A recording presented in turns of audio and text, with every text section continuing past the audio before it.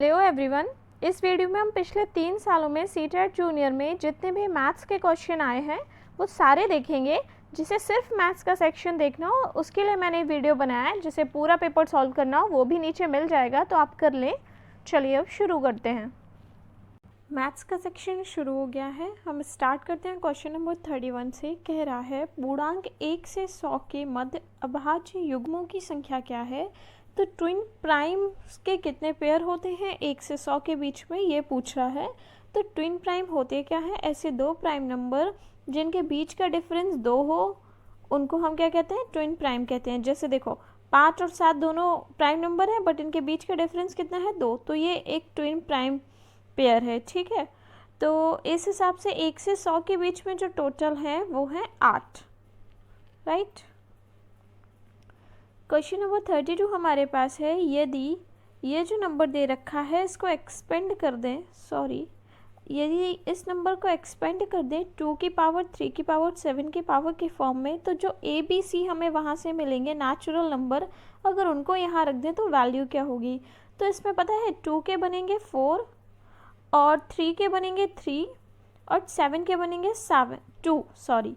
देखिए मैंने ये निकाला कैसे, आप इसे ऐसे एक्सपेंड कर लेना, ऐसे, ठीक है, यूँ 7 7 करके ऐसे एक्सपेंड कर लेना। तो यहाँ से मुझे ए की वैल्यू क्या मिली, ए की वैल्यू मिली 4, तो 4 का ए में यानी कि 16। बी की वैल्यू कितनी मिली थी, 3 की पावर 3 मिली थी यानी 15। सी की वैल्यू 2 मिली थी प्लस 2। इसको सॉल्व करो, 16 माइनस 15 प्लस 2 कितना होता है 3। ठीक है, जोड़ घटाना सबको आता होगा। चलिए 33 क्वेश्चन है। माना कि x एक वह छोटी संख्या है जिसे 8, 12, 20, 28, 35 से भाग देने पर प्रत्येक दशा में 5 शेष रहता है। तो हम क्या करेंगे, इनका एलसीएम ले लो। इनका एलसीएम कितना आएगा, इनका एलसीएम आएगा 280। आप लेकर देख लेना, एलसीएम एचसीएफ जोड़ घटाने गुणा भाग। आई होप कि आप सीटेट का पेपर देने जा रहे हैं, टीचर बनने जा रहे हैं, सबको आता होगा। तो 280 हमें यहाँ से एलसीएम मिलेगा। अब हम क्या करेंगे कि क्योंकि 5 देखो कह रहे हैं से भाग देने पर प्रत्येक दशा में 5 शेष बच जाता है। ये तो वो नंबर है जो इन सबसे प्रॉपरली डिविजिबल है।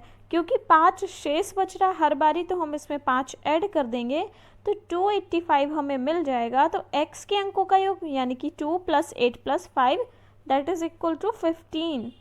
तो यहाँ पर आंसर क्या है, 3 that is 15। Okay, question number 34 हमारे पास है। संख्याओं 50, 61, 92 और 117 में से कौन सी संख्या घटाई जाए ताकि इसी प्रकार क्रम में प्राप्त संख्याएं समानुपात हो जाएं। भाई जिसे सीधा सीधा पेन पेपर चलाने का शौक है वो इसे ऐसे कर ले, 50 - x upon 61 - x equal to 92 - x upon 117 - x। अब यहाँ से x की वैल्यू निकाल ले, बड़ी सी इक्वेशन टिपिकल सी बना के, या तो फिर भाई ऑप्शन से खेल लो। ऑप्शन से खेलो, 17 यहाँ पर एक ऐसा नंबर है जो प्रॉपरली फिट हो रहा है। जब आप 50 में से 17 घटाएंगे तो 33 बचेगा, 61 में से 17 घटाएंगे 44 बचेगा, 92 में से 17 घटाएंगे तो क्या बचेगा, 75 बचेगा, और 117 में से 17 घटाएंगे तो 100 बचेगा। अब इसको देखो 11 से काट दो तो यहाँ 3 बचा और यहाँ बचा 4। इसको 25 से काट दो, यहाँ 3 और यहाँ 4। मिल गई, हो गई बराबर संख्या, समान अनुपात में हो गई। तो बस क्या था, आंसर था 17। आई होप आप सबको क्लियर हुआ होगा। क्वेश्चन नंबर 35 है। रुपये 1710 की एक राशि ए बी तथा सी में इस प्रकार बांटी जाती है कि ए का 4 गुना, बी का 6 गुना तथा सी का 9 गुना बराबर है। तो ए और सी में क्या अंतर है। ठीक है, तो ए बी सी क्या कह रहे हैं, ए का कितना 4 गुना 4a इक्वल टू बी का 6 गुना 6b इक्वल टू सी का 9 गुना 9c। ठीक है, यहाँ से हमें क्या मिल रहा है, a/b/c क्या मिल रहा है, हमें मिल रहा है 1/4 और 1/6 और 1/9। अब क्या है, इनका एलसीएम आएगा 36। एक काम करो 36 से ऊपर मल्टीप्लाई कर दो, तो हमें जो रियल रेशियो मिल जाएगा वो क्या मिल जाएगा, 9:6:4। तो अब इनके बीच का डिफरेंस किसको दिख रहा है, सबको दिख रहा है ना कि 5 है। ये टोटल कितना है, 9 6 15 4 19, तो 5 का डिफरेंस बैठ रहा है 19 पर। तो 5/19 मल्टीप्लाई बाय 1710।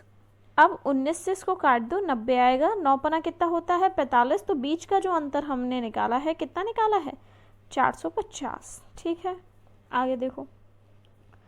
टोकरियों ए और बी में रखे फलों की संख्या 7 और 9 के अनुपात में है। यदि टोकरी ए में से 6 फल निकालकर टोकरी बी में डाल दिए जाएं तो यह अनुपात 1:3 हो जाता है। ए और बी में कुल कितने फल हैं, ये पूछ रहा है।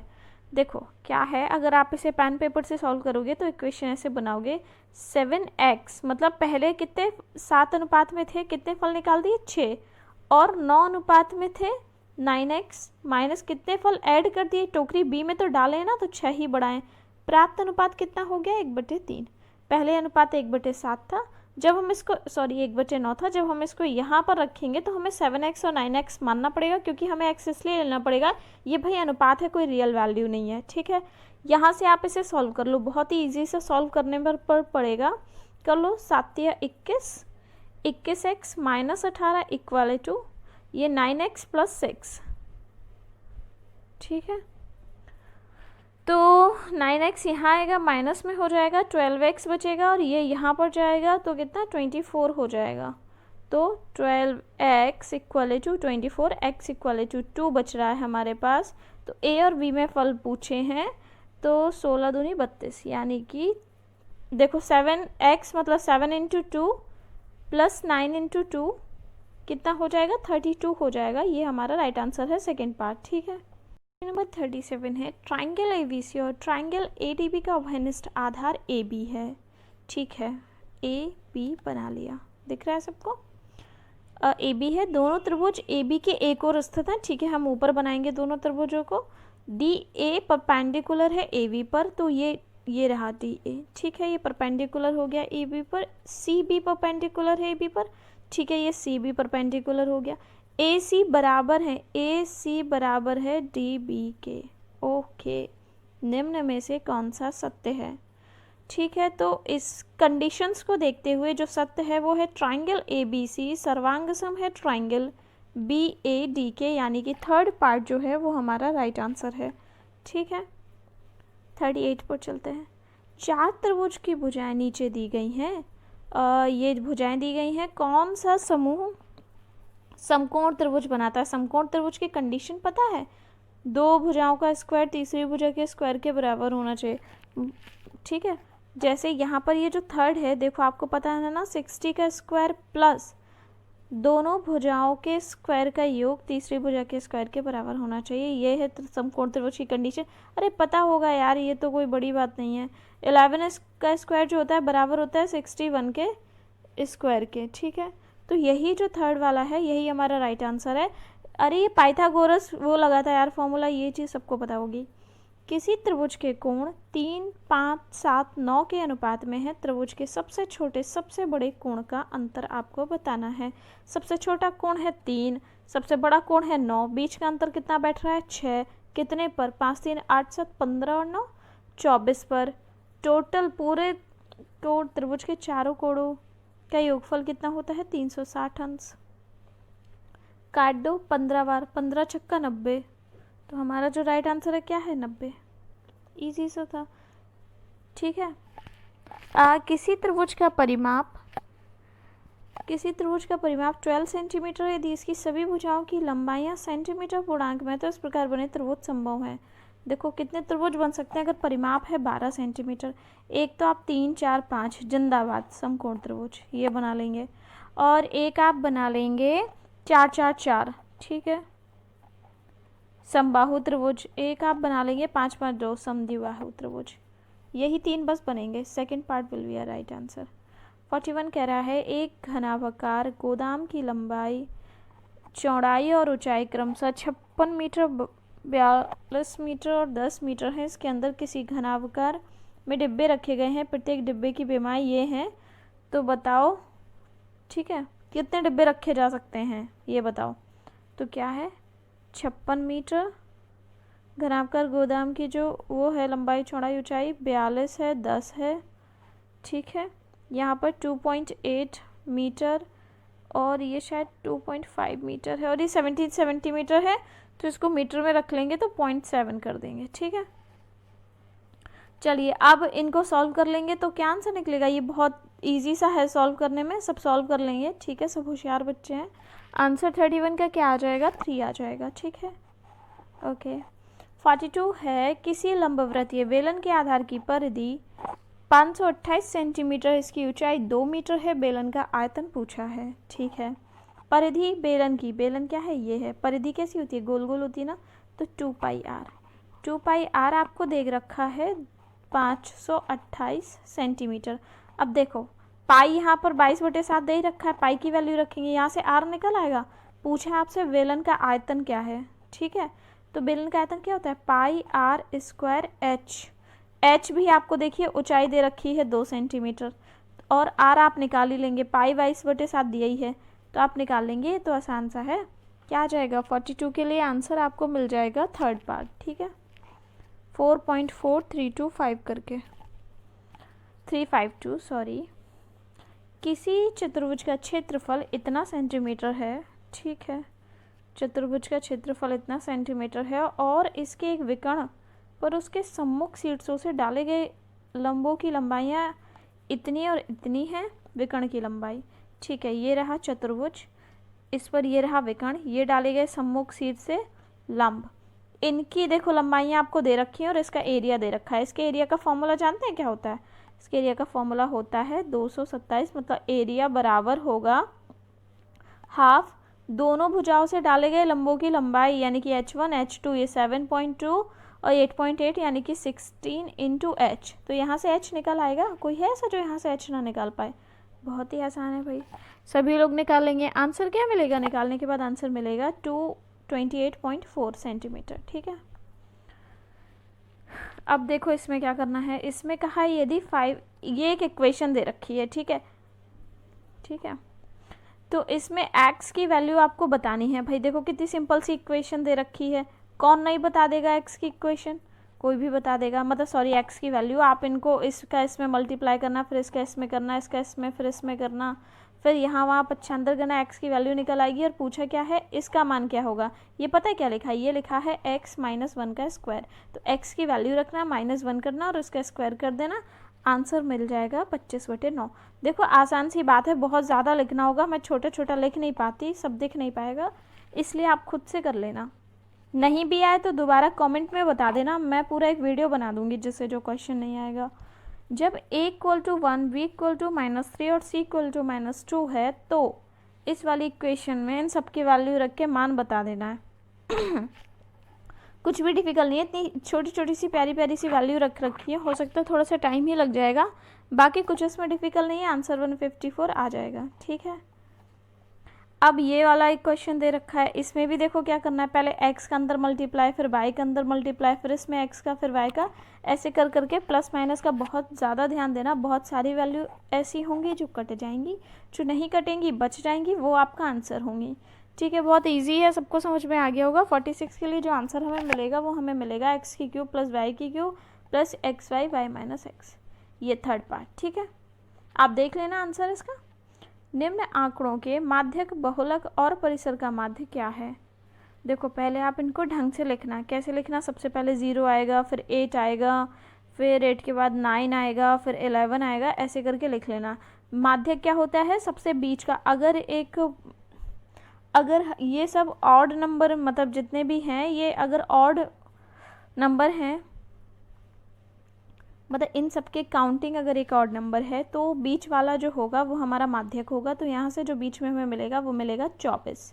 उसके बाद बोला है बहुलक, तो बहुलक क्या होता है, जो चीज़ जितनी ज़्यादा बार आती है, जैसे 25 यहाँ पर आया, 25 यहाँ पर आया, 25 यहाँ पर आया, 3 बार 25 25 है, तो भाई देखो 24 था हमारा माध्यक, 25 हो जाएगा बहुलक।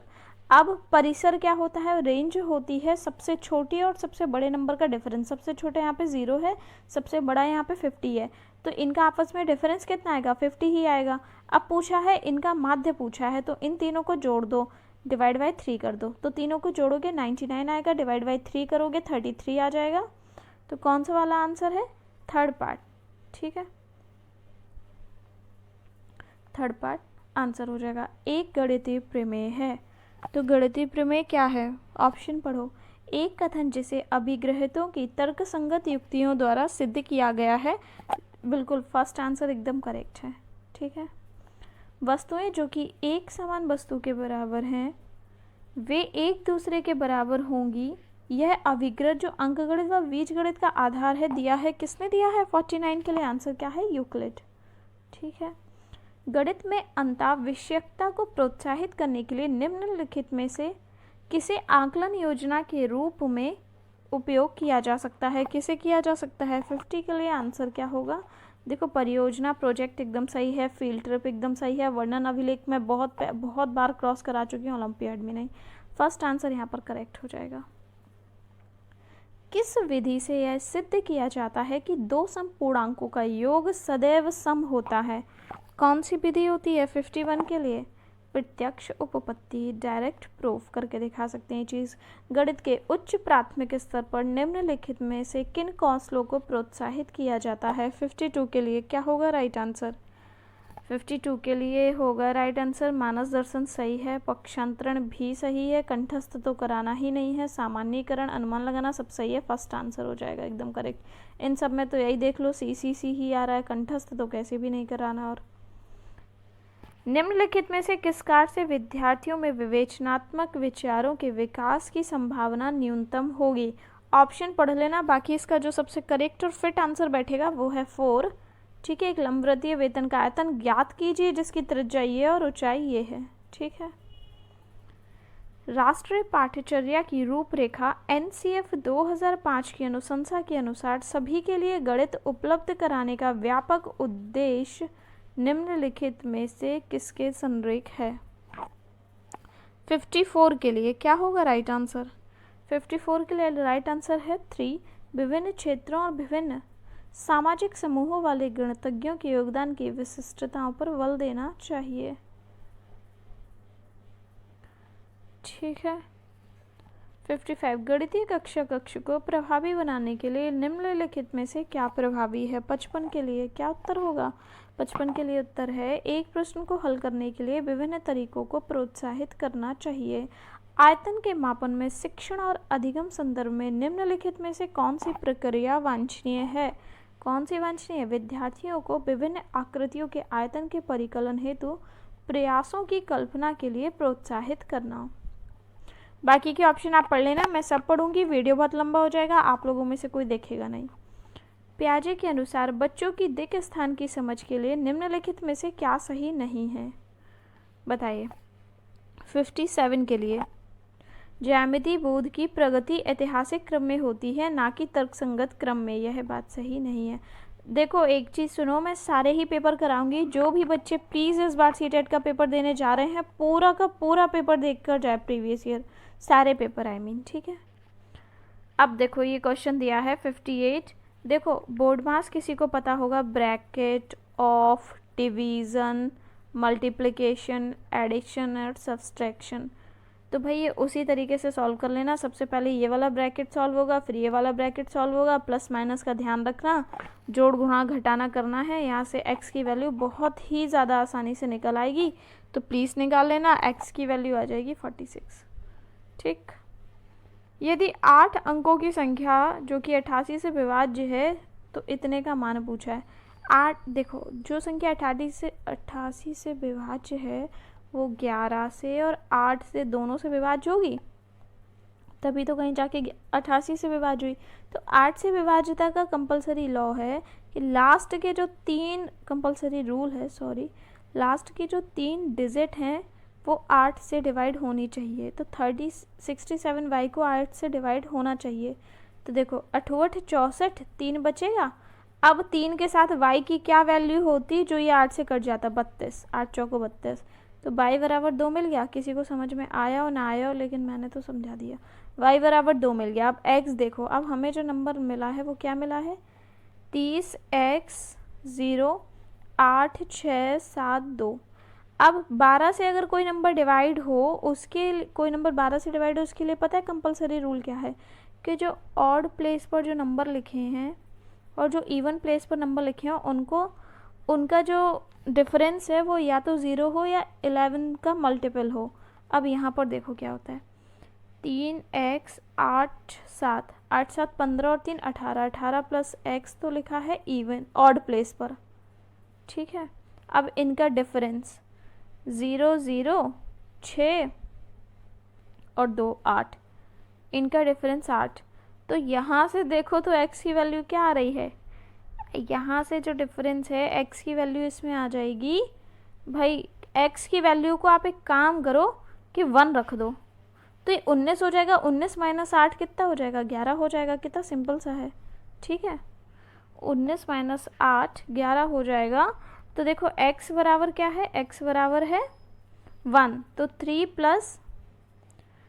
प्लस 2 तो 5 आ जाएगा, ठीक है। आंसर 59 के लिए, आंसर 59 के लिए क्या हो जाएगा, 2 हो जाएगा, ठीक है। 60 देखते हैं, सॉरी 60 देखते हैं। कह रहा है भाई इसको सॉल्व कर लेना, ठीक है। ये सबको सॉल्व करनी आती होगी। देखो डिवाइड में अगर फ्रैक्शन में कोई चीज़ ऐसे 2/3 और मैंने डिवाइड करके 5/9 लिख रखा है, तो डिवीज़न कैसे होता है, इसको मल्टीप्लाई में कर देते हैं, 9/5 कर देते हैं। ये बात सबको पता होगी। ये क्वेश्चन सब लोग लगा लेंगे, बहुत ही सरल है। इसका आंसर मैं बता देती हूँ। आंसर आएगा फर्स्ट -11 कंप्लीट 1/12, ठीक है। आई होप आपको ये सारे, हम देख रहे हैं यहाँ पे मैथ्स एंड साइंस स्टार्ट हो गई है, ठीक है। बाकी स्टार्ट करते हैं। क्वेश्चन नंबर 31 है, x ये दिया है, y ये दिया है, z ये दिया है, तो कहा है x y z का महत्तम समापवर्तक, यानी कि HCF पूछा है। तो HCF क्या होता है, कॉमन पार्ट। तो इनमें देखो कॉमन क्या है, तो 2 की पावर 2 सब में कॉमन है। इनमें कॉमन क्या है, 3 की पावर 2 सब में कॉमन है, ठीक है। और इसमें कॉमन क्या है, 5 की पावर 2 इसमें कॉमन है। इसमें कॉमन क्या है, 7 की पावर 3 इसमें कॉमन है। तो जिसकी पावर सेम है उनके आपस में मल्टीप्लाई हो जाते हैं। तो 2 3 6 6 5 30, तो 30 की पावर 2 30 की पावर 2 प्लस 7 इंटू 7 की पावर 3, यानी कि फर्स्ट ऑप्शन एकदम राइट है, ठीक है। 32 क्वेश्चन दिया है कि हमें इसको एक्सपेंड करना है, 1 सेकेंड सॉरी, हमें इसको एक्सपेंड करना है इस फॉर्म में, ठीक है। तो देखिए आप एक्सपेंड कैसे करेंगे, ऐसे करेंगे 5 2 2 7 2 फिर यूँ। अगर मैं करूँगी तो बहुत ज़्यादा स्पेस मुझे चाहिए होगा, मैं यहाँ पर नहीं कर सकती, लेकिन मैं आपको डायरेक्ट बता रही हूँ कि देखो पावर दी है, लेकिन ये किसके, इनका बेस पूछा हुआ है। तो ये देखिए क्या होगा, इसमें जो 2 की पावर है वो होगी 4, 3 की पावर जो है वो है 3, 11 की पावर जो है वो है 2। अब देखो p मतलब p का स्क्वायर, तो किसका, 11 का स्क्वायर है, तो p इक्वल टू क्या दिया है, 11, ठीक है। अब पावर 3 किसकी है, q की, तो q बराबर क्या है, 3 है, ठीक है। अब पावर 4 किसकी है, 2 की है, तो r बराबर क्या है, 2 है, ठीक है। अब आप यहाँ पे रख दो 2p, p बराबर 11 है, यानी कि 22 प्लस q कितना है, 3 है, 3, और r कितना है, 2 है, तो -2, तो 25 - 2 23, ठीक है। ऑप्शन क्या हो जाएगा, थर्ड, ठीक है। यदि 7 अंकों वाली संख्या जो कि ये दे रखी है को 72 से विभाज्य है, तो 2x + y का मान क्या होगा। अब देखो कोई संख्या 72 से विभाज्य है, इसका मतलब क्या है, समझते हो कि वो 8 से और 9 से दोनों से विभाज्य है। अब 8 से विभाज्यता का नियम समझते हैं कि जो अंत के 3 डिजिट हैं, लास्ट के जो 3 डिजिट हैं वो 8 से डिवाइड होने चाहिए। तो 5 8 22 को आप 8 से डिवाइड करो तो 8 7 56, ठीक है। और 2 बचेगा, तो 2 के साथ पीछे क्या आए कि वो 8 से डिवाइड मतलब 4 आए, 24, और तो 2 के पीछे कुछ भी आ जाए वो 8 से नहीं कटेगा। तो y बराबर आपको कितना मिल गया, y बराबर आपको मिल गया है 4। इतनी बात समझ में आ गई। अब पूछ रहे हैं अब 9 से डिवाइड करें, ठीक है। देखो y की वैल्यू हमने ऐसे निकाल ली। अब 9 से डिविजिबिलिटी का रूल क्या होता है कि जितने भी डिजिट हैं उनका जो सम है वो 9 से डिवाइड करना चाहिए, ठीक है। अब क्योंकि ये 72 से विभाज्य है, 9 से डिवाइड हो रही है, तो इनका सम 9 को डिवाइड करना चाहिए। तो 3 1 4 4 4 8, ठीक है। ये x छोड़ दो अभी, 8 5 13, और 13 और 8 कितना होता है 21, और 21 और 4 होता है 25। अब क्योंकि ये संख्या 9 से डिवाइड हो जाए तो इसको क्या रख दें, इसको हम 2 रख दें, ठीक है। आप जैसे ही इसको 2 रखेंगे वैसे ही क्या होगा, वैसे ही ये संख्या 9 से भी डिवाइड हो जाएगी। तो x बराबर 2 और y बराबर 4 हमें मिल गया। तो 2 दूनी 4, 2 दूनी 4 और प्लस y बराबर दिया था 4, तो 4 4 8, ठीक है। 33 के लिए राइट आंसर क्या है, 8, बिल्कुल इजी तरीके से था, सबको समझ आ गया होगा और सबको इसको कर भी सकते थे अगर उनको डिविजिबिलिटी रूल याद थे तो। निम्नलिखित में से कौन सा पाइथागोरस त्रिक नहीं है, 34 के लिए पूछा है। देखिए मैंने अभी इसके प्रीवियस में जो वीडियो कराया, प्रीवियस वाला जो पेपर कराया मतलब प्राइमरी वाला, उसमें ये चीज़ आपको बताई हुई है कि ये जो 60 61 11 वाला त्रिक होता है, ठीक है, ये 60 63 11 का नहीं होता, तो यही हमारा राइट आंसर है। भाई मैं सबसे कह रही हूँ कि अगर आप जूनियर का पेपर देने जा रहे हैं तो प्राइमरी का पेपर भी देख लें, प्रीवियस ईयर वाला पेपर आपस में बहुत इंटर रिलेटेड होता है इंटर रिलेटेड होता है। मैं तुतलाती नहीं, मुझे थोड़ा सा कोल्ड है, ठीक है। तो आई होप कि आपको क्लियर हुआ होगा। बाकी 35 देखते हैं। इस कोण का माप जिसके उस कोण का माप जिसके संपूरक का माप कोण के पूरक के माप के 4 गुना के बराबर है, ठीक है, जिसमें संपूरक का माप कोण, ठीक है। देखो अगर एक कोण है जो x है तो उसका संपूरक क्या होगा, उसका संपूरक होगा 180 माइनस एक्स, ठीक है। तो कह रहे हैं जिसके संपूरक का माप कोण के पूरक के माप के 4 गुणों के बराबर है, तो उसका पूरक कोण क्या होगा, उसका पूरक कोण होगा 90 माइनस एक्स, ठीक है। पूरक के माप के 4 गुने के बराबर है, मतलब 4 गुने यानी कि इसमें 4 का मल्टीप्लाई करो। अब बोल रहे हैं तो निम्न है, वैल्यू x की पूछिए आपसे, ठीक है। तो अब आप इसे x के लिए तो सॉल्व कर लेंगे, 180 minus x equal to 4 into 90 minus x, आप 4 का मल्टीप्लाई अंदर करेंगे, ठीक है। मैं ही कर देती हूँ, छोड़ो, काहे के लिए मेहनत करें आप भी। और ये माइनस का 4x हो जाएगा, ठीक है। अब आप क्या करो, 4x को इस तरफ ले आओ, 180 को उस तरफ ले आओ, तो 3x इक्वल टू आपको 180 मिल जाएगा, ठीक है। तो x बराबर क्या मिल जाएगा, x बराबर आपको 60 मिल जाएगा 35 के लिए, ठीक है। थर्ड पार्ट 36 क्वेश्चन हमें दिया है, यदि किसी त्रिभुज के कोणों का माप डिग्री में x 3x प्लस 20 6x है तो त्रिभुज अवश्य ही होगा। त्रिभुज के 3 कोण हमें दिए हैं, ठीक है। पूछा है त्रिभुज कौन सा है, हमें पता है त्रिभुज के तीनों कोण की क्या कंडीशन होती है कि तीनों कोणों का मान 180 अंश के बराबर होता है। तो हम तीनों को आपस में जोड़ते हैं, प्लस 20 प्लस 6x बराबर 180 हो जाएगा, ठीक है। तो x प्लस 3x 4x और ये रहा 6x, 10x प्लस 20 बराबर 180 है। तो 20 को इस तरफ ले जाओ, 10x 20 इस तरफ ले जाओ, 160 हो जाएगा। 10 से काट दो तो x इक्वल टू क्या आ गया, 16 आ गया है। तो x बराबर आया 16, ठीक है। और 3x प्लस 20 मतलब 16 थी 48 प्लस 20 यानी कि कितना हो गया 68, दूसरा है 68 और 6x 96। तो क्योंकि एक अंश 90 से एक कोण 90 अंश से बड़ा है तो ये अधिक कोण त्रिभुज है, ठीक है। त्रिभुज ABC तथा DEF में पहले हम बना लेते हैं, ठीक है, छोटे से। ये रहे ABC और अब हम बना लेते हैं DEF, ठीक है। DEF में कह रहे हैं कि एंगल C बराबर है एंगल F के, ठीक है, बराबर है, और AC बराबर है DF के, ये रही AC ये रहा DF, ठीक है। BC बराबर है EF के, ये रही BC ये बराबर है EF के। तो AB बराबर है 2x माइनस 1 तथा DE बराबर है 5x माइनस 4। तो x का मान पूछा है, तो अगर ये वाली साइड बराबर है, ये बराबर है, ये वाला एंगल बराबर है, तो ये वाली साइड भी बराबर होगी कॉन्ग्रुएंसी से, तो इनको बराबर रख दो। 2x minus 1 equal to 5x minus 4, ठीक है। 4 को इस तरफ ले जाओ, 2x इस तरफ ले आओ, तो हो जाएगा 3 इक्वल टू 3x। तो x की वैल्यू क्या आ जाएगी, 1 आ जाएगी, ठीक है। 37 में आंसर है 1।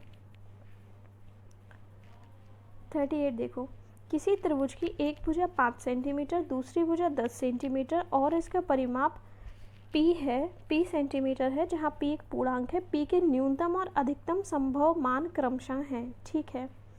अब देखिए किसी के भी त्रिभुज होने की कंडीशन पता है क्या होती है कि जो दो भुजाओं का योग है वो तीसरी भुजा से बड़ा होना चाहिए, किन्हीं भी दो भुजाओं का योग। तो भैया देखो जो तीसरी भुजा है 5x ये, ठीक है, ये बड़ी होनी चाहिए x से, मतलब मान लो x तीसरी भुजा है, ठीक है, और 10 प्लस x बड़ा होना चाहिए 5 से ठीक है। और x + 5 बड़ा होना चाहिए 10 से, ठीक है। यहाँ से आप x में क्या वैल्यू रख सकते हो? पहली बात तो x की वैल्यू 5 से ज़्यादा रखोगे तभी वो 10 से बड़ी होगी। आप इस वाली इक्वेशन की बात कर रही हूँ। अगर आप x बराबर 5 रख देते हो तो ये बराबर हो जाएंगी, बड़ी नहीं होगी। x की वैल्यू 6 रख के देखो, तो x की वैल्यू 6 रखो, 6 5 11 और 10 क्या होता है? 21 होता है।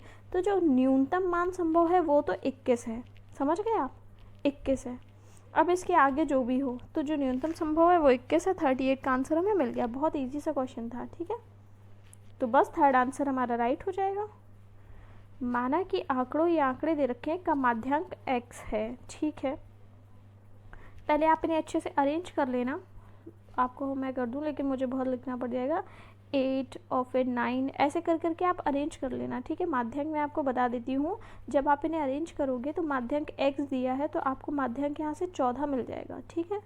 अब कह रहे हैं यदि 8 के स्थान पर 18 कर दिया जाए तो आंकड़ों का माध्यांक y है, x और y के मानों का योग पूछा है। अब कह रहे हैं 8 जो है आपने सबसे आगे लिखा है, कह रहे हैं इसको 18 कर दो। पूरे इक्वेशन में देखो कहीं 18 दिख रहा है? नहीं दिख रहा है। अगर हम इसे 18 करते हैं तो हम इसे सबसे पीछे ले जाएंगे तो हमारा जो माध्यांक है वो भी थोड़ा सा शिफ्ट हो जाएगा, समझ गए आप?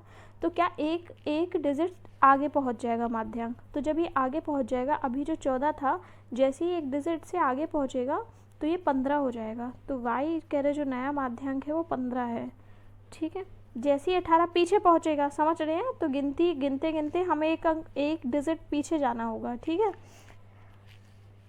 अब क्या है, एक नंबर पीछे जाना होगा। तो इन दोनों का x + y पूछ रहे हैं, तो x + y 29 है। आप देख सकते हैं 14 + 15 बराबर 29। 39 के लिए आंसर थर्ड रहेगा, ठीक है। किसी थैले में 2 सफ़ेद, 4 नीली और 5 लाल गेंदें हैं। थैले में यह एक गेंद निकाली जाती है। निकाली गई गेंद लाल रंग की नहीं है, इसकी क्या प्रायिकता है? देखो कितनी है? 5 लाल गेंदें हैं, टोटल गेंदें हैं 10। सबसे पहले तो टोटल देख लेते हैं, ऑपरेशन 10 है। अब 5 गेंदें तो लाल हैं, तो ये गेंदें निकाली ही ना जाएं, समझ गए हैं? ये दोनों निकाली जाएं तो ये भी 5 ही हैं, दोनों को जोड़ लो आपस में 5 है। तो भाई लोग कैंसिल कर लिए, 1/2। तो प्रोबेबिलिटी पूछिए क्या है, तो प्रोबेबिलिटी 1/2 है, यानी कि 4th, ठीक है। थोड़ा सा इसमें प्रोबेबिलिटी का थोड़ा सा हल्का सा दिमाग लगाना था। आपने जीवन में एक बार सुना हुआ होना चाहिए प्रोबेबिलिटी क्या होती है, थोड़ा बहुत एप्लीकेशन पता होना चाहिए, आप इसे कर लेते हैं। मैं बिना ही सॉल्व करे कर लेती, मैं क्या आप भी कर लेते। आगे देखते हैं। किसी घनाभ का कुल पृष्ठीय क्षेत्रफल इतना है, यदि इसकी लंबाई इतनी, चौड़ाई इतनी, तो इसका आयतन, ठीक है। किसी भी घनाभ का कुल पृष्ठीय क्षेत्रफल आपको पता है क्या होता है? किसी भी घनाभ का पृष्ठीय क्षेत्रफल होता है 2 × LB + BH + HL, ठीक है। बराबर हमें कितना दिया है? 194 दिया है। अब आप यहाँ से क्या करना है, इनको सॉल्व कर लो, आपस में सॉल्व कर लो, रख के ही कर लो। मैं क्या, देखो यहाँ पे दिखाती हूँ। L इसकी लंबाई और चौड़ाई ये है, 8×48, ठीक है। पहला तो 48 हो ही गया। अब एक बार कर दो लेंथ, लंबाई चौड़ाई, अब हाइट, चलो ठीक है। एक बार 8h और एक बार 6h, ठीक है, बराबर है 194 के। पहले तो इसको कैंसिल ही कर लो, ठीक है। कितने बार में जाएगा? 9 और 7। अब 8 6 14, ठीक है, 14h। 48 को क्या करो, उस तरफ ले जाओ। 48 को जैसे ही आप उस तरफ ले जाएंगे तो आपको 49 मिल जाएगा। इनको आपस में काट दो 7 से, तो 7, 2 बचेगा यहाँ पे। तो h बराबर क्या आया? h बराबर आया 7/2, ठीक है। h बराबर 7/2 आया। अब कह रहे हैं इसका आयतन। आयतन क्या होता है? लंबाई गुणा चौड़ाई गुणा ऊंचाई, ठीक है। तो लंबाई थी 8, चौड़ाई है 6 और ऊंचाई भी हमने देखा 7/2 आ गई। इसको काट दो 3 बार में, 8 × 24 और 24 सत्ते कितना होता है? 24 सत्ते होता है 168, ठीक है। चलो देखिए क्वेश्चन पढ़िए। किसी समलंब का क्षेत्रफल 105 सेंटीमीटर स्क्वायर है, शीर्ष लंब 7 सेंटीमीटर है, समांतर भुजाओं में से एक भुजा दूसरी भुजा से 6 सेंटीमीटर लंबी है, तो लंबी भुजा की लंबाई सेंटीमीटर में पूछी है। समलंब के क्षेत्रफल का फॉर्मूला आप जानते हैं, एक बार और प्रीवियस ईयर पेपर में मैं करा चुकी हूँ, देख लेना। बाकी होता है समलंब का क्षेत्रफल जो कि 105 है, बराबर होगा हाफ, हाइट कितनी है? 7 सेंटीमीटर दी है, देखो, ठीक है। और समांतर भुजा एक कह रहे हैं, दूसरी से 6 सेंटीमीटर लंबी है, एक है एक, तो दोनों का योग पूछते हैं, ठीक है। समांतर मतलब देखो हाफ गुणा ऊंचाई गुणा दोनों भुजाओं के मतलब दोनों समांतर भुजाओं का योग। तो एक भुजा x है तो दूसरी वाली x से 6 ज़्यादा है तो x + 6 लिख दिया। आगे बात समझ में। 7 से तो सबसे पहले इसे ही काट दो, 7 एकम 7, 7 पन्ना 35, 15 बार, और 2 का यहाँ पे गुणा भी कर दो, ठीक है। तो 30। अब 30 बराबर क्या है 2x + 6, 2x + 6 दिख रहा है। तो अब 6 को इस तरफ ले आओ तो 24 हो जाएगा। तो x बराबर आ गया है 12। तो एक तो है 12 और जो 6 सेंटीमीटर लंबी है वो कितनी हो गई, एक है 12, जो 6 सेंटीमीटर लंबी है वो होगी 18। अब यहाँ पे कुछ लोग जैसे ही x का मान देखते तुरंत फटाक से टिक कर आते 12। भाई ध्यान से क्वेश्चन पढ़ा करिए कि 6 सेंटीमीटर अधिक जो है तो लंबी वाली भुजा की पूछी है, तो आंसर क्या हो जाएगा 42 के लिए आंसर हो जाएगा 18, ठीक है। 43 क्वेश्चन है, आधार की 3 सेंटीमीटर त्रिज्या वाले एक लंबवृत्तीय वेलन का वक्र पृष्ठीय क्षेत्रफल ये है। वेलन का आयतन आपसे पूछा है। वेलन के वक्र पृष्ठीय क्षेत्रफल का फॉर्मूला होता है 2πRh बराबर 94.2 आपको दिया है, जिसमें से r 3 दे रखी है, पाई की वैल्यू ये लिखी है, h आप यहाँ से निकालेंगे। जब आप यहाँ से h निकालें तो वेलन के आयतन का फॉर्मूला होता है πr²h, इसमें रख देना। आंसर मैं बता देती हूँ, आ जाएगा 141.2। देखिए मैं बहुत ज़्यादा स्क्रीन पर अभी लिख नहीं पाती, मेरी हैबिट नहीं है, इसी चक्कर में मैथ्स बहुत अच्छे से एक्सप्लेन भी नहीं हो पाती, लेकिन मैं जल्दी से सीख लूँगी। देखिए आगे बढ़ते हैं। यदि 14, 12, 34 तथा 30 प्रत्येक में से x जोड़ा जाए तो इस प्रकार इस क्रम में प्राप्त संख्याएं समानुपात में होती हैं। x अगर सब में जोड़ दो कह रहे हैं तो ठीक है प्राप्त। अब कह रहे हैं कि अगर आप 40 + x कर दो, ठीक है, अंदर 12 + x कर दो तो इक्वल हो जाता है 34 + x अपॉन 30 + x के। तो यहाँ से क्या करेंगे, क्रॉस मल्टीप्लिकेशन करना। आप x की जो वैल्यू है, देखिए स्क्वायर में जब ये जाएगा तो स्क्वायर x² कैंसिल हो जाएंगे, इक्वेशन बिल्कुल भी टिपिकल नहीं बनेगी। x की वैल्यू आप यहाँ से 6 ले आएंगे, ठीक है। तो यहाँ पर जैसे ही आप 6 रखेंगे तो 12 6 72 + 9 √81 आपको मिल जाएगा, जो कि बराबर किसके होता है 9 के होता है, ठीक है। देखिए थोड़ा बहुत दिमाग खुद से भी लगाइए, एकदम ऐसे मत बैठे रहिए कि सब मैं ही करती रहूँ। निम्न कथनों में से कौन सा सत्य है। 45 के लिए आप बाकी के ऑप्शन पढ़ लो। सत्य ये है 10 भुजा वाले एक समबाहुभुज की 10 सममित रेखाएं होती हैं। x का वह मान जो समीकरण इतने इतने को संतुष्ट करता है वह निम्न समीकरण को संतुष्ट करता है। इस इक्वेशन को x के लिए सॉल्व करना है। कर लो इस इक्वेशन को x के लिए सॉल्व। क्या आएगा x बराबर, देखो 10x हो जाएगा प्लस 60 हो जाएगा प्लस 8x हो जाएगा और माइनस 24 हो जाएगा इक्वल टू 25x हो जाएगा माइनस का 20 हो जाएगा, ठीक है। अब देखो 10x plus 8x equal to 18x और इसमें से माइनस 24 करेंगे तो 36 आ जाएगा। तो अब 18x को इस तरफ ले आइए, 18x को आप इस तरफ ले आइए तो कितना हो जाएगा 7x, और 20 को इस तरफ ले आइए क्योंकि ये 36 बचा था तो 36 और ये 20 यहाँ पर माइनस में है, इस तरफ जाएगा प्लस में हो जाएगा तो 36 + 20 हो जाएगा 56। तो x बराबर है यहाँ से आपको मिल जाएगा 8, ठीक है। अब कह रहे हैं कि कौन में 8 की वैल्यू एकदम सेटिस्फाई कर रही है किस इक्वेशन में 46 के लिए, ठीक है। तो हम इसको 4 में सबसे पहले बिठा के देख देते हैं 8 को। तो 5x मतलब 8 - 5 कितना हो जाएगा 3 इक्वल टू 2, 8 - 3 हो जाएगा 5, ठीक है, प्लस 5। अब देखो 5 × 15, 5 दूनी 10 + 5 15, ठीक है। 4 के लिए सेटिस्फाई कर रही है, 4 ही हमारा राइट आंसर है। 11x - 16y + 7a प्राप्त करने के लिए 5y - 13x - 8a में से क्या घटाना चाहिए, ठीक है। अब कह रहे हैं इसको प्राप्त करने के लिए इसमें से क्या घटाएं, मतलब कह रहे हैं 3 प्राप्त करने के लिए 5 में से क्या घटाएं। समझ गए क्या क्वेश्चन है, 3 प्राप्त करने के लिए 5 में से क्या घटाएं। तो एक काम करो इन्हें ही आपस में घटा दो, सबसे इजी है, ठीक है। चलो आओ इन्हें ही घटा देते हैं आपस में।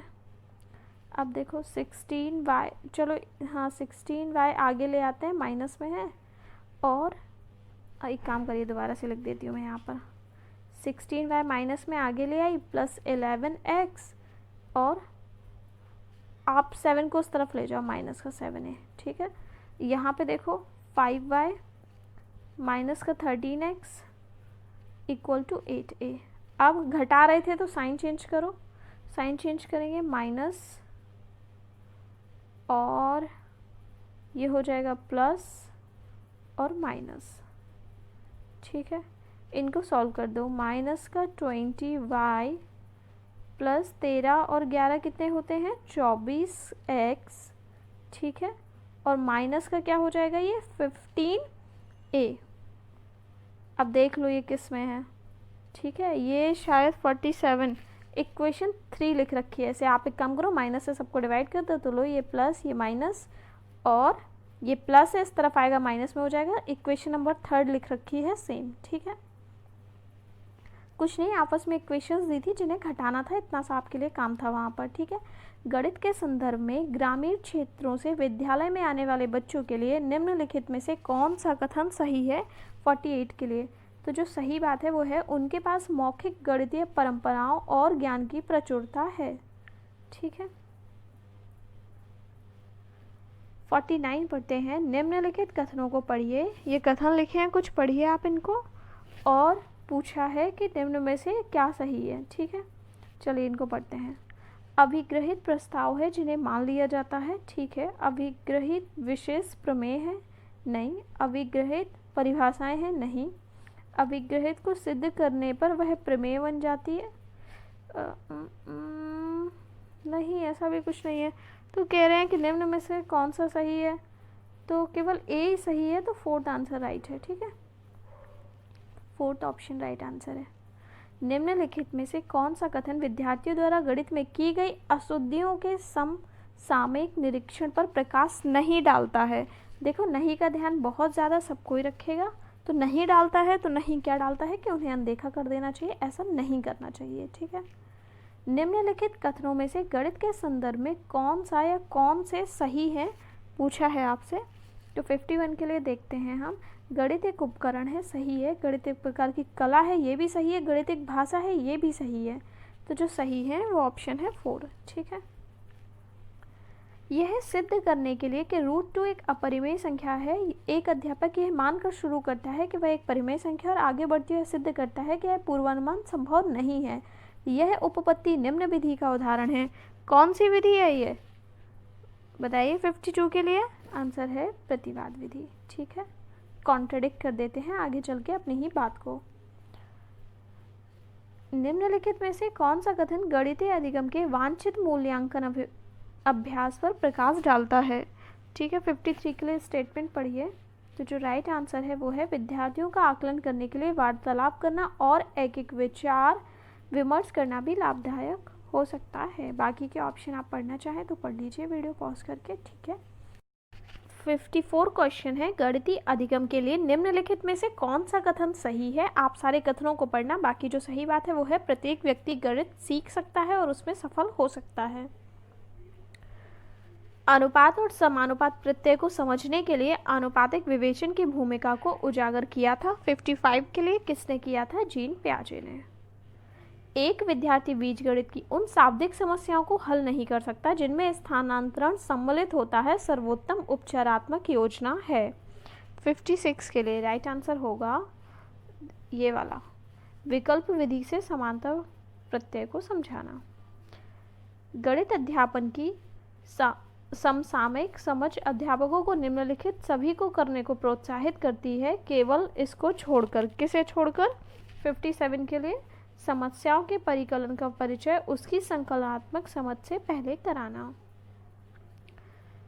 58 देखिए दे रखा है, आपको बोर्ड मास इसमें लगाना है, ठीक है। सबसे पहले ब्रैकेट सॉल्व करेंगे, फिर ऑफ सॉल्व करेंगे, फिर डिवीज़न, मल्टीप्लिकेशन, एडिशन, सब्सट्रैक्शन, ठीक है। 58 के लिए तो आंसर आप यहाँ से जो निकालेंगे वो 13 निकाल लेंगे। आप कोई बड़ा काम नहीं है, आप खुद से सॉल्व कर लेंगे, ठीक है। 58 के लिए भिन्नो इतने का अवरोही क्रम निम्न प्रकार से लिखा जाता है। तो इनका अवरोही क्रम पूछा है, यानी कि घटता हुआ क्रम। मैंने इसके पहले जब पेपर कराया था कि उसमें भी सेम क्वेश्चन आया था, बहुत डिटेल में समझा दिया है कि कैसे आप कर सकते हो। 59 के लिए मैं आपको आंसर बता दे रही हूँ। आंसर है थर्ड ऑप्शन। ठीक है, आगे बढ़ते हैं। निम्न कथनों में से कौन सा कथन पूर्णांक के लिए सत्य नहीं है? तो कौन सा नहीं है कि भाग क्रम विनिमय है। ठीक है, पूर्णांकों के लिए बात एकदम। आगे बढ़ते हैं, मैथ्स का सेक्शन स्टार्ट हो गया। देखते हैं, एक बैठक में सदस्यों में से 4/25 महिलाएं थीं। ठीक है, सदस्यों का प्रतिशत पूछा है, तो कह रहे हैं कि 25 में से 4 महिलाएं हैं। प्रतिशत किस पर निकालते हैं? प्रति 100 पर। ठीक है, प्रति 100 पर देख लेते हैं क्या परसेंटेज बन रहा है। एक काम करो, प्रति 100 यानी कि नीचे 100, नीचे 100 बनाने के लिए 4 से मल्टीप्लाई ऊपर कर दो, 4 से मल्टीप्लाई नीचे कर दो। ठीक है, और 25 चौके 100, तो लो आ गया प्रतिशत। प्रति 100 कितना बैठ रहा है? 16%। Third answer. आई होप आपको समझ आया होगा। देखिए, मैं परसेंटेज ऐसे ही पढ़ाऊंगी और सबको बहुत जल्दी क्लियर भी होने लगेगा। एक दुकान की अपनी कीमतों में 10% की कमी की। ठीक है, अपनी कीमतों में एक सामान की नई कीमत क्या है? जो पहले 500 रुपये, अरे ये बहुत ईजी है। कह रहे हैं कोई चीज़ जो 500 रुपये में बेची जा रही थी 10% घटा दिया, अब कितने में बेची जाएगी? भाई 500 का 10% क्या होता है? 500 का 10% जैसे ऐसे निकालना हो ऐसे निकाल लो, कितना होता है? 50 होता है। तो 50 रुपये घटा के बेच रहा है, यानी कि 450 रुपये में बेच रहा है। बहुत ही सरल। नीचे तापमान डिग्री सेल्सियस का एक डेटा सेट दिया है। देखिए, ये पेपर मैंने सीटेट की वेबसाइट से ही डाउनलोड किया है, लेकिन पता नहीं क्या है पेपर में, कैसे उन्होंने अपलोड करा। मतलब रियल पेपर में आप लोग देखेंगे कि ये जो स्पेस दे रखा है ना, ये सब माइनस में है। ये स्पेस इसीलिए दे रखा है, पता नहीं इस पेपर में अपडेट क्यों नहीं हुआ।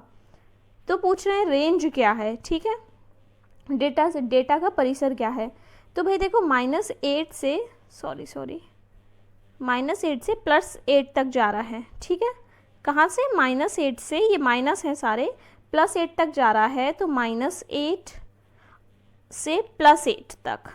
अब इन दोनों का मतलब रेंज क्या हो गई? -8 से 0 तक आने में 8 और 0 से 8 तक जाने में 8, यानी कि 16 डिग्री सेल्सियस। वेरिएशन कितना हो रहा है? 16 डिग्री सेल्सियस का हो रहा है। सबको क्लियर हो गया होगा। एक सिक्का 10 बार उछाला जाता है और परिणाम इस प्रकार अवलोकित किए जाते हैं। ये दे रखा है। ठीक है, हेड और टेल कैसे मिल रहे हैं आपको? चित्त प्राप्त करने, यानी कि हेड। ठीक है, हेड प्राप्त करने की प्रोबेबिलिटी आपसे पूछी है। तो देखो 1 2 3 4 5 6 बार हेड आ रहा है। टोटल ऑपरेशन कितने किए जा रहे हैं? 1 2 3 4 5 6 7 8 9 10। अरे सॉरी यार, सीधा तो लिखा है 10 बार उछाला जा रहा है, मैं भी। ठीक है, 6 बार हेड आ रहा है, 10 बार टोटल ऑपरेशन। ठीक है, तो बस कैंसिल कर लो, क्या आ जाएगा? 3/5 आ जाएगा। 34 के लिए फर्स्ट आंसर। ठीक है, संख्यात्मक व्यंजक एक आपको दिया है, इसमें भी सेम ही मिस्टेक है। मैं फिर से कहूँगी कि मैंने पेपर सच में सीटेट की वेबसाइट से ही डाउनलोड किया है, लेकिन पता नहीं इसमें क्या है जो ये अपडेट नहीं हो पाया। बाकी किसी भी पेपर में ऐसा नहीं है। तो ये कह रहे हैं, यहाँ पर देखो, मतलब जो साइन है वो मिसप्लेस हो गए हैं। यहाँ बीच में है प्लस, ये प्लस है, और 7 के जस्ट सामने माइनस है, और ये यहाँ पे इक्वल है। ठीक है, मतलब एक्सप्रेशन कुछ ऐसे लिखा है, 3/7 प्लस ब्रैकेट में -7/8 इक्वल टू 25/56 दिया है। आप इसे सॉल्व करो, तो आप इसे सॉल्व करके, मतलब अगर आप इस वाली उसको फ्रैक्शन को सॉल्व कर लो, एडिशन को, तो आपको एग्जैक्ट यही मिल जाएगा। तो कह रहे हैं ये चीज़ आपको क्या दिखा रही है? 35 के लिए ये हमें दिखा रही है परिमेय संख्याएं योग के अंतर्गत संवृत होती हैं। ठीक है, निम्नलिखित 3D आकृतियों में से किसमें सीड्स नहीं होता है? तो भाई सीड्स किसमें नहीं होता? 36वें के लिए सबको पता होगा कि सीड्स गोला में नहीं होता। गोला में कोई सीड्स होता है? ये रहा गोला, है कोई सीड्स नहीं है भाई। 37 क्वेश्चन है, देखो दे रखा है। अब देखिए इसमें क्या मिसिंग है, बस मेरे ख्याल में ये लास्ट ही है जिसमें मिसिंग है। ये कह रहे हैं 5/7 की पावर 4 है, बीच में है प्लस का साइन, और यहाँ पे 5/7 की पावर -3 है। ठीक है, इतना क्लियर हो गया सबको? ये +4 है, ये -3 है, इक्वल टू दिया है और बोला है 5/7 की पावर 5x, बीच में -2 है। आई होप आप सबको क्लियर हो गया होगा। तो बोल रहे हैं कि x की वैल्यू क्या है, ये जो आपको यहाँ पे 5x लिखा दिख रहा है इसकी वैल्यू पूछी है। तो आपको पता है फ्रैक्शन जब प्लस में होती है तो उनकी पावर भी डायरेक्ट ऐड हो जाती हैं। तो 4 - 3 आप करेंगे, ठीक है, 4 - 3 आप करेंगे आपको 1 मिलेगा। तो 5x -2 को आप 1 कैसे बना सकते हैं ये बताइए, ठीक है। इक्वल टू आप 1 रख दो तो आप x की पावर यहाँ से 2 को इस तरफ ले जाएंगे आप, ठीक है, माइनस में है, यहाँ पे माइनस में, उस तरफ प्लस में हो जाएगा। तो 3/5 आ जाएगा, डायरेक्टली आप देख सकते हैं, बहुत ही ईजी सा है। तो 37 के लिए राइट आंसर क्या हो जाएगा, 3, ठीक है। ये लास्ट एक ऐसा क्वेश्चन है, यहाँ पे तो वैसे सब इक्वल लिख रखा है, ठीक है। यहाँ से तो मैं ऐसे करा देती, देखो आपको a, b और c की वैल्यू तो दे रखी हैं इक्वल करके, ठीक है। अब बोल रहे हैं यहाँ पर क्या था, यहाँ पर मान लो प्लस है माइनस है इक्वल टू b माइनस है और a प्लस c है, ऐसे करके दिया था। बहुत ही ईजी सा क्वेश्चन था, आपको बस वैल्यू सेटिस्फाई करानी थी, क्योंकि मुझे सबके तो मतलब साइन नहीं रटे हैं, तो ये वाला क्वेश्चन मैं नहीं करा रही हूँ।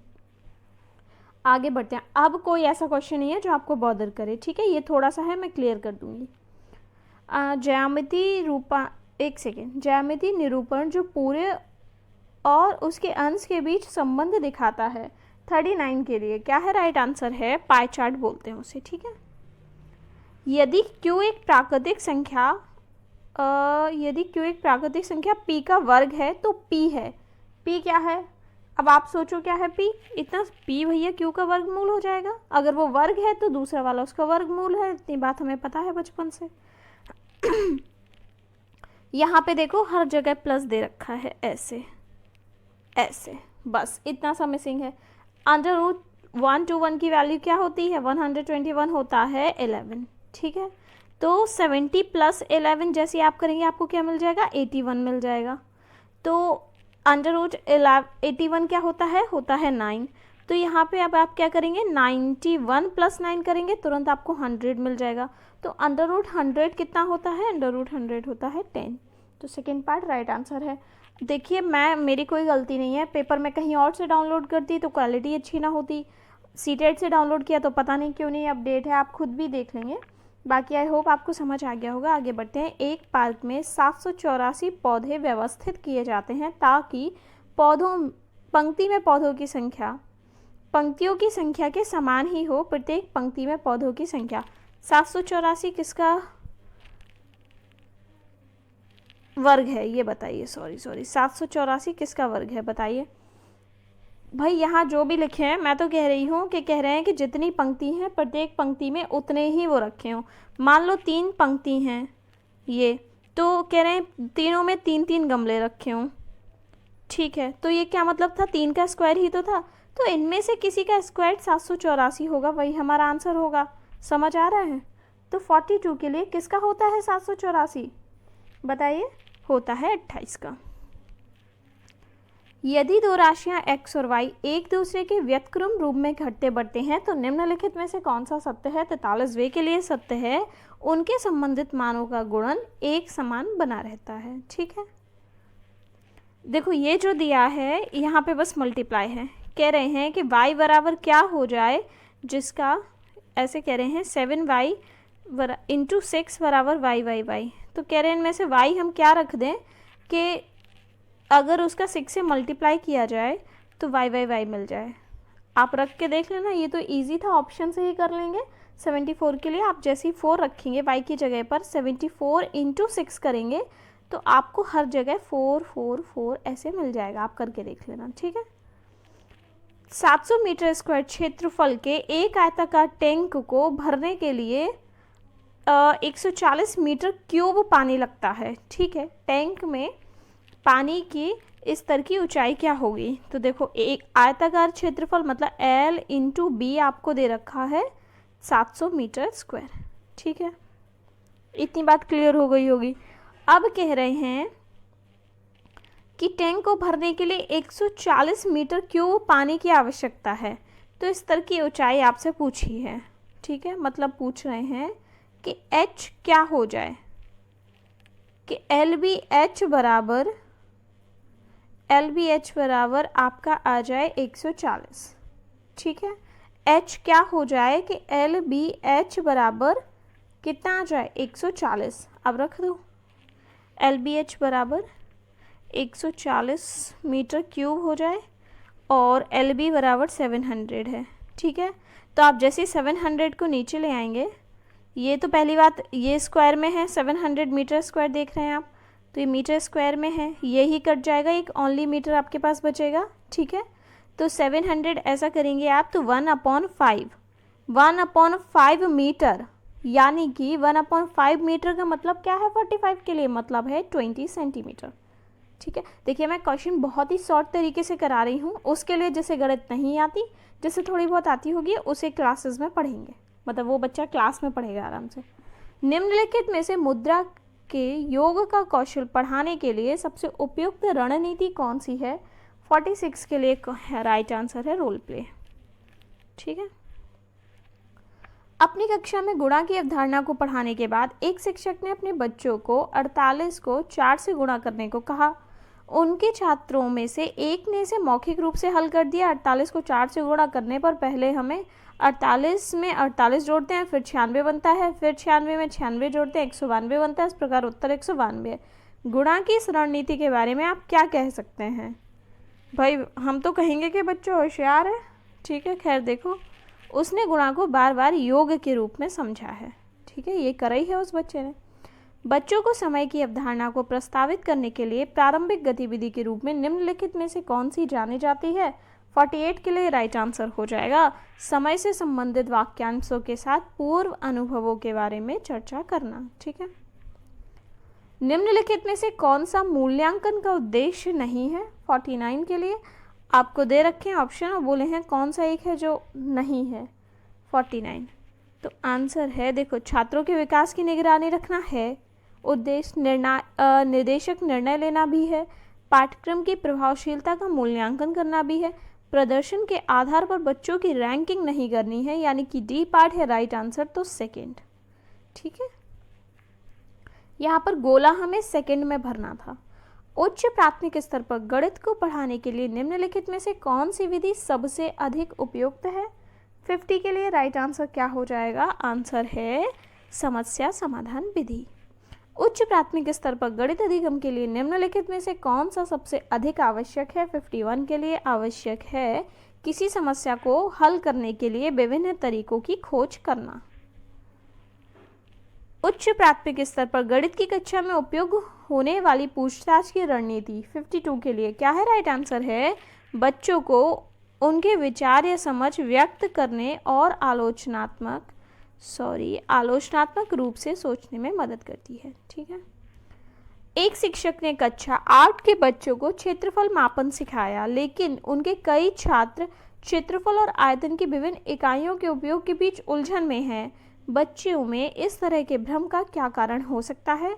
53 के लिए आपसे आंसर पूछ रहे हैं। तो ऐसा इसलिए होता है कि अलग अलग इकाइयों को उनके दैनिक जीवन से संबंधित किए बिना सभी को एक साथ बताया गया है, ठीक है। कक्षा में गणितीय वार्तालाप को प्रोत्साहित करने का सबसे उपयुक्त उद्देश्य निम्नलिखित में से कौन सा हो सकता है? 54 के लिए राइट आंसर क्या होगा? गणितीय विवरणों के बारे में बात करते हुए और उनका उपयोग करते समय बच्चों को एक सटीक भाषा का उपयोग करने में सक्षम होना चाहिए। गणित में नैदानिक परीक्षण का क्या उद्देश्य है? तो उद्देश्य है बच्चों की समझ में अंतर जानना। 56वां क्वेश्चन है, उपचारात्मक शिक्षण सहायक है तो किस चीज़ में सहायक है बताइए? कमजोर छात्रों की सीखने की कठिनाइयों को दूर करने के लिए, ठीक है। आगे बढ़ते हैं। निम्नलिखित में से कौन सी एक गणितीय प्रक्रिया नहीं है?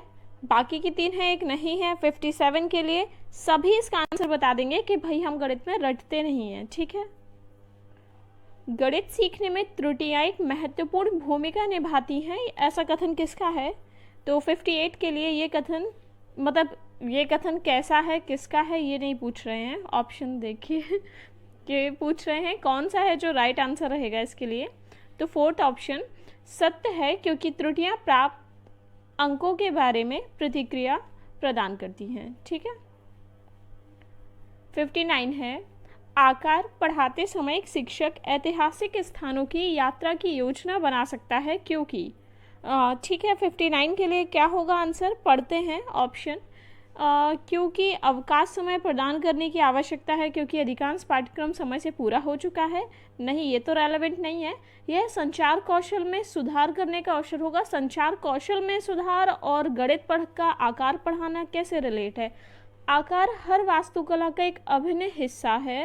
इस तरह की यात्राएं विषयों के संबंध को प्रोत्साहित करती है, बात एकदम सही है। फोर्थ है, शिक्षा बोर्ड के द्वारा फील्ड ट्रिप की सिफारिश की जाती है, इसलिए इसका देखो इसका भी आकार और गणित से कोई लेना देना नहीं है, तो थर्ड है मतलब 2। ठीक है।